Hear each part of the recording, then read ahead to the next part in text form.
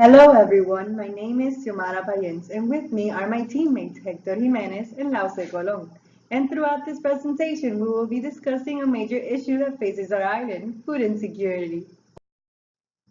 Puerto Rico's agricultural industry is suffering greatly due to the diminishing of local production and the growth of importation, monoculture, and capitalization of our food sector. This is the result of food insecurity in our island. In this proposal, we will present Puerto Rico's agricultural history, the definition and concept of food security and insecurity, and the problems and solutions for Puerto Rico's agricultural industry in this food crisis, which are agricultural policies and legislation, implementation of modern practices and technology, and the improvement of curriculums and structure of secondary agricultural education. Here's Hector Jimenez to start off with the history of our agricultural industry. The history behind Puerto Rico's agricultural industry faced rapid changes and difficulties in the 20th century. Let's begin by comparing the island's agriculture from the late 1930s to the present date. In 1938, we see a population of over 1,008,000 inhabitants, which produced around 65% of the food they consumed annually. Nonetheless, when we look at our current statistics, we see a drastic change, with a growing population of around 3.6 million inhabitants, but with local production dropping to 15%, along with the rise of importation rates to 85%. As we can see in the following chart, in deeper research, we find that in the 1950s, Puerto Rico's agricultural production represented 25.6% of total internal product and implemented 36.2% of the total labor force. In the 1990s, these numbers were reduced to 1.7 and 3.7% respectively. On the other hand, in 2008, those percentages dropped to 0.5% in total internal product, 1.2% of the total labor force, and have continued decreasing to the present date.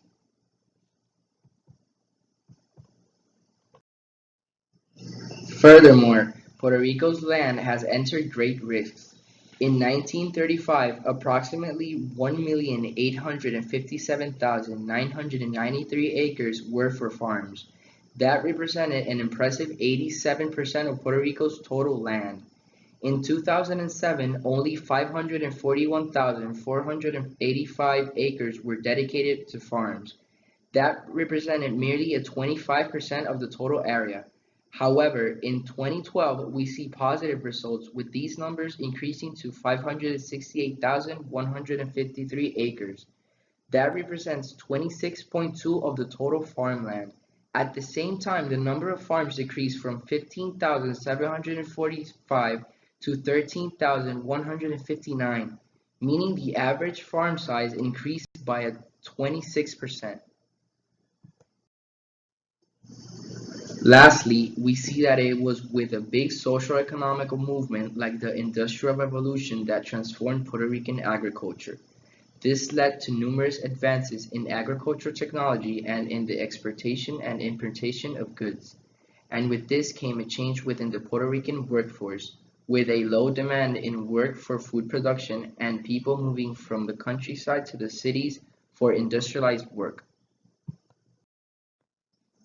In the following table, we can see the drop of work demand in the agricultural industry.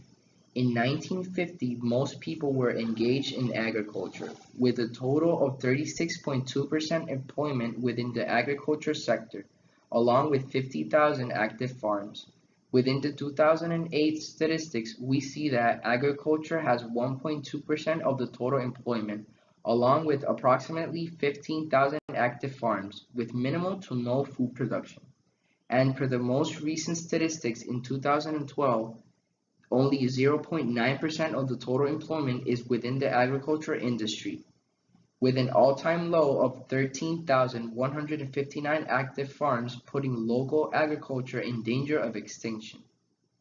Now that we are aware of the history behind Puerto Rico's agriculture, here's Lauce Colon to explain the concept of food security. Puerto Ricans are aware of the lack of agricultural productivity in the island. However, do they know the consequences that follows? So, let's answer the question. What is food security? People are considered food secure when they have availability and access at all times to sufficient, safe, nutritious food to maintain a healthy and active lifestyle. Furthermore, analysis looked at the combination of the following three main elements to identify food security. First, food availability, meaning food must be available in sufficient quantities and on a consistent basis. Second, food access, meaning that people must be able to regularly acquire adequate quantities of food through purchase, home production, barter, gifts, borrowing, or food aid. And third, food utilization, meaning that consumed food must have a positive nutritional impact on people. It entails cooking, storage, and hygiene.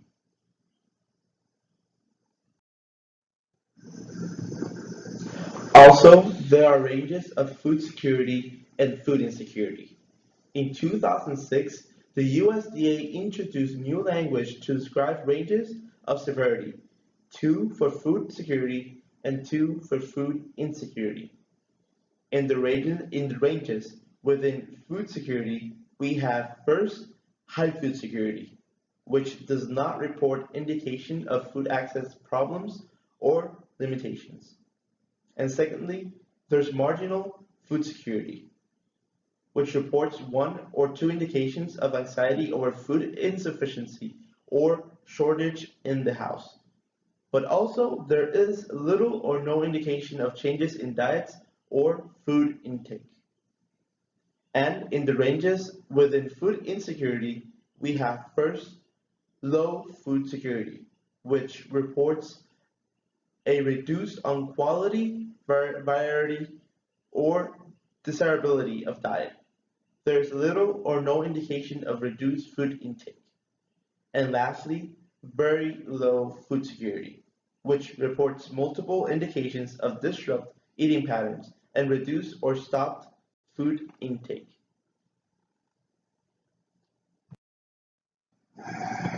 Now that we have a better understanding about food safety, let's review some of the many reasons of why Puerto Rico is food insecure. Some of these are the high dependence on imported foodstuff, the functioning of a single and only seaport to receive all goods into the island, the lack of modern development in local agriculture, and the lack of proper agricultural policies and education. Now, let's learn about the consequences for food insecurity. Hypothetically speaking, if imports were to be cut off in just 10 days, we would be exhausted of fresh fruit. And in a period of 4 weeks, we would consume all canned food. These leading towards a national food crisis that would bring a lack of nutrition in Puerto Rican's diet, violence and protests for food, and even a high mortality rate. Now that we are aware of the history of our agriculture industry and understand the serious threat that food insecurity brings to the island, let's learn about the problems and solutions to rise Puerto Rico's agriculture industry, which are agriculture policies and legislation, implementation of methods and technology in agriculture, and agricultural education. Here's Xiomara Ballén with policies and legislation in agriculture.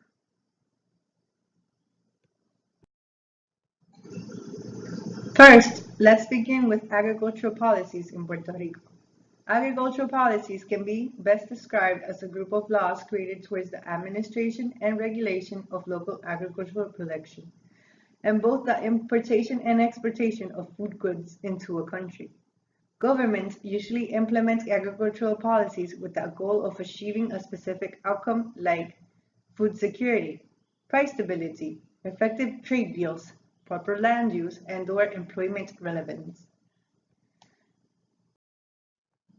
Let's take a look at some problems and solutions in agricultural policies and legislation.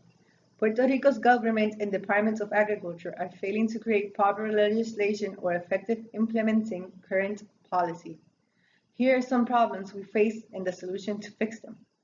First, Law number 133 of 2008. This law is known as the Sustentabilidad Alimentaria de Puerto Rico, and it states that the Department of Agriculture oversees creating and insinuating growth in the industrial, commercial, and agricultural market. The problem with this piece of legislation? Few citizens know of this law, and even less are aware of that the Department of Agriculture oversees it. The department has not brought enough information of how and when they plan to act in creating bigger markets and larger production. The law should be used to incorporate community members to work in the agricultural industry.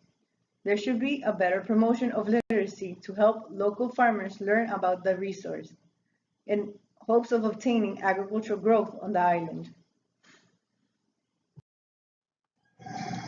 Now we move on to the Jones Act.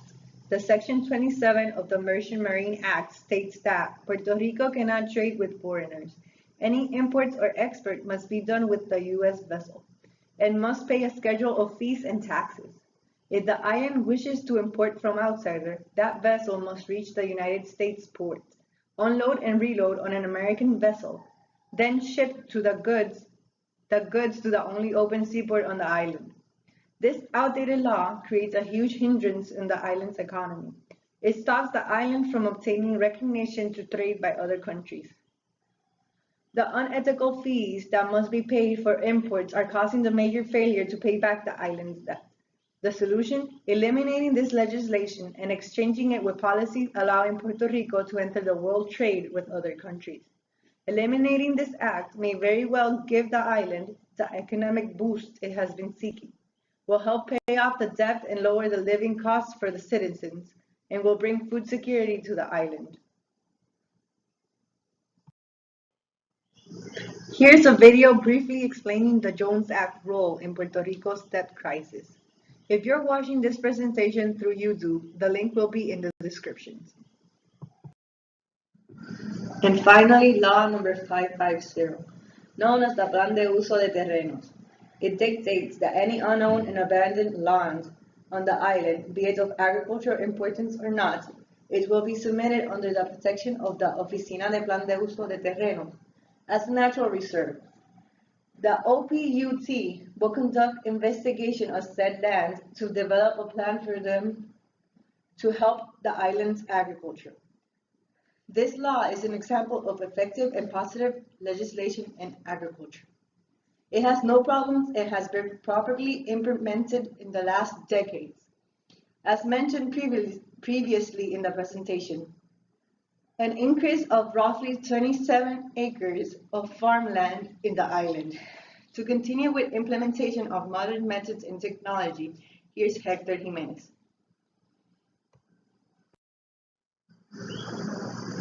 Now, we'll see how implementation of modern methods and technology can help us improve our agricultural industry. Let's begin with a simple definition for technology. It refers to the use of science to invent useful things or to solve problems.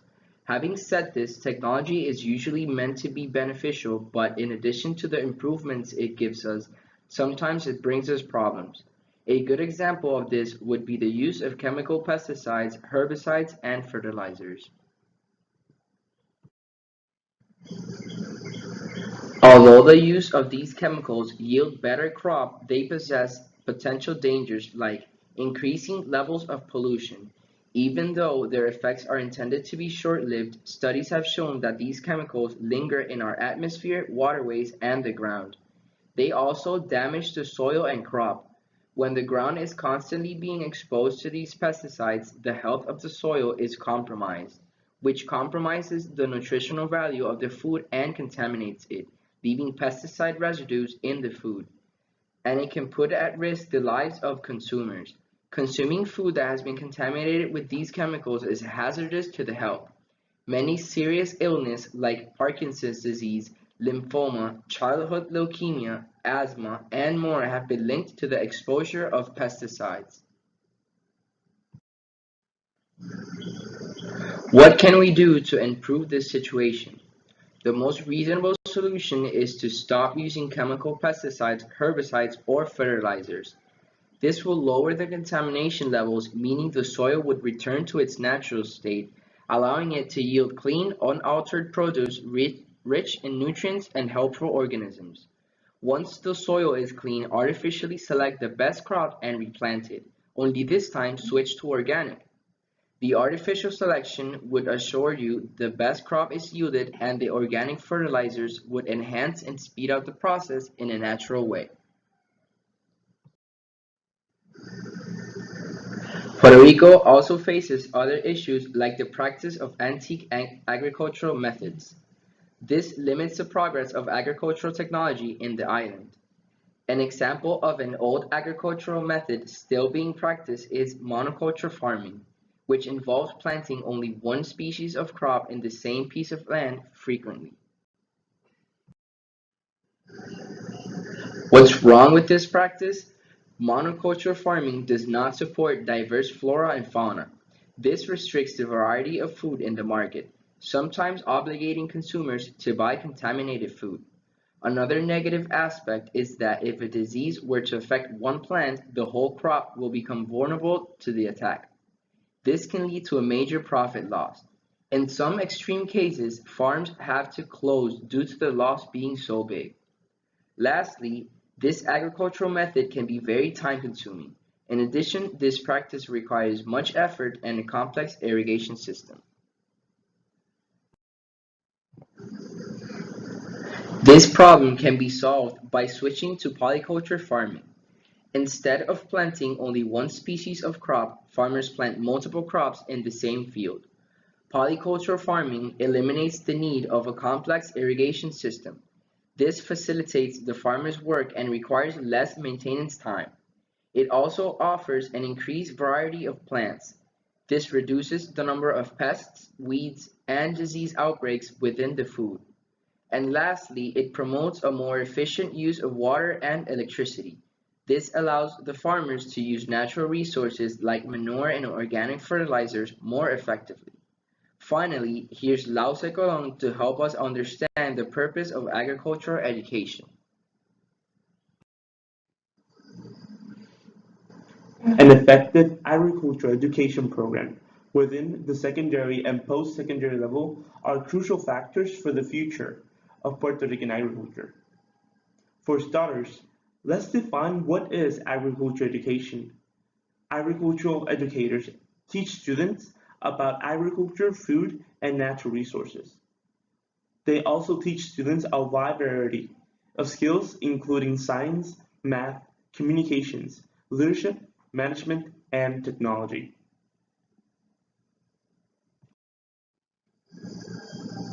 Now, modern agriculture education is very different from the beginning of the program in the early 1900s. In the secondary level, agriculture education is delivered through a three systematic and interconnected components, which are classroom and laboratory instruction, supervised agriculture experiences that consist in learning experiences that usually take place outside of the classroom, supervised by the agricultural instructor.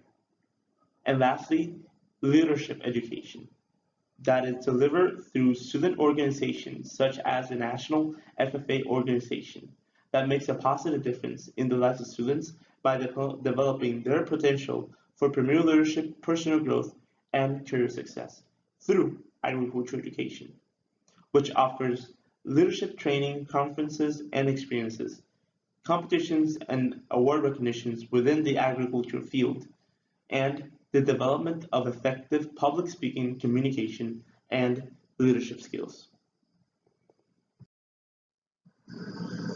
Here is a video that shows what FFA truly is. If you're watching this presentation through YouTube, the link will be in the description.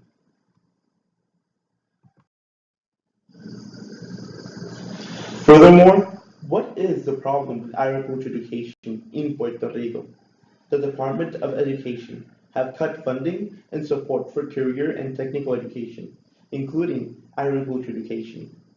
This huge cut towards education can have a long-term effect in the program future, including lack of resources for program development, such as FFA conferences, leadership trainings, classroom and farm supplies, and poor wages for agriculture educators. Also, program participation rate can drop, both for FFA membership and agriculture education enrollment, and it could lead to low applying rate for students pursuing a career in agricultural colleges, leaving the agriculture industry with a low job demand.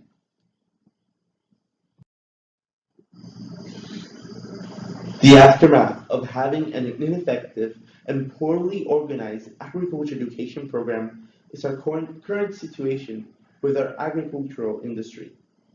More specifically, it leads to ineffectiveness in the distribution of agricultural literacy for communities, lack of leadership in our agricultural industry, deficiency in our local production, possible extinction of the agricultural industry, and of course, food insecurity.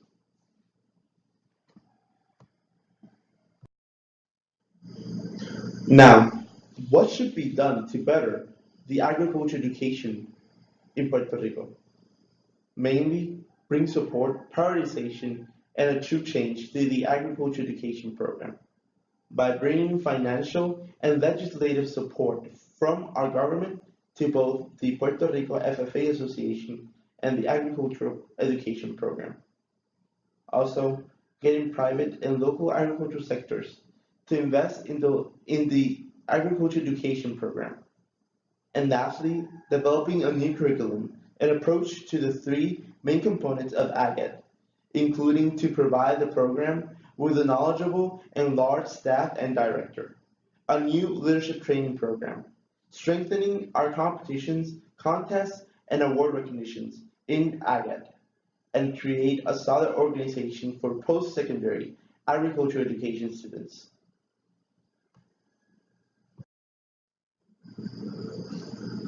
What is the positive outcome of implementing these changes in agriculture education? Well, establishing a strong agriculture education program will first create an effective agricultural literacy program with the purpose of bringing knowledge of the agricultural industry to citizens and make them more aware. Also, to recruit a large number of students to pursue a career in agriculture, widening our local industry and economy. It also prepares competent leaders in our agricultural industry, community, and country, developing a strong and agricultural industry, and of course, it will bring more food security to the island. Finally, I will leave you with Xiomara Payens to conclude our presentation. Puerto Rico's agricultural industry may be suffering greatly due to all the negative symptoms of food insecurity. We can see it in our agricultural history in the 20th century, and in our learning of the term and concepts of food insecurity attacking our island.